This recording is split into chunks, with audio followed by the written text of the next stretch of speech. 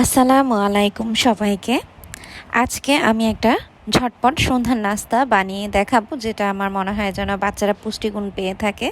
ওরা অনেক রকম সবজি খেতে চায় না, আর এভাবে তৈরি করে দিলে হয়তো খুব মজা করেই খেয়ে নেয়, পছন্দও করে। আর আমার বাচ্চা যেহেতু বাইরে পিৎজা বার্গার এই টাইপ খাবারগুলো পছন্দ করে, আমার মনে হয় যেন এখনকার সব বাচ্চারাই এমন। তো আমি এটা খুব সহজে করে নিলাম।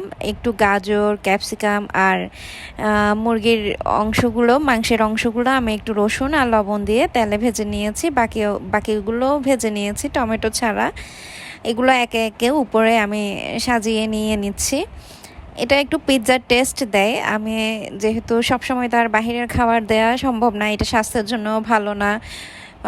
এর উপর আমি একটা ডিম দিয়ে নিলাম যেন ও পরিপূর্ণভাবে খাবারটা পুষ্টিগুণ পেয়ে থাকে। এই জন্যই আমার এভাবে এটা তৈরি করা। আর তেমন কিছু না, আমি উপর দিয়ে একটা চিজ দিয়ে নিলাম। আর এটা আমি জাস্ট একটু মাইক্রোওয়েভে দিয়ে চিজটা মেল্ট হওয়ার জন্য অপেক্ষা করব, অতটুকুই।